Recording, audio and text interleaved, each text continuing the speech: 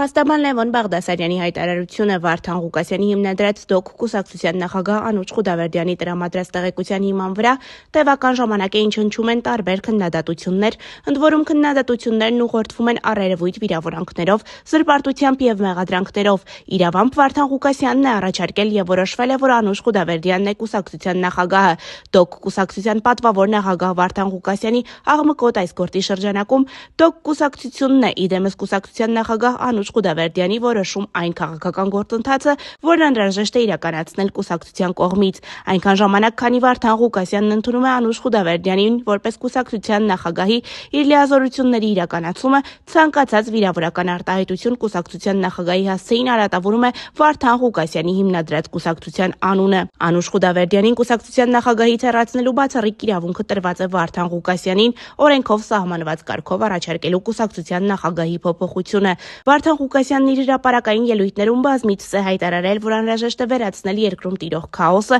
որը հնարավոր է բացառապես զինվորական կարգապահությամբ։ Վարդան Ղուկասյանի առաջադրմամբ է Անուշ Խուդավերդյանն ընտրվել կուսակցության նախագահ։ Վարդան Ղուկասյանի առաջադրմամբ էլ պետք է հեռանա։ Այսօր Անուշ Խուդավերդյանի խնդրանքով ստանձնել են վերջինիս շահերի պաշտպանությունը, կապված իր հասցեին հնչող առերևույթ վիրավորանքների, խուլիգանական արտահայտությունների, ընդհուպ բռնության կոչերի եւ սպառնալիքների կապակցությամբ։ Հարգանքով փաստաբան Լևոն Բաղդասարյան։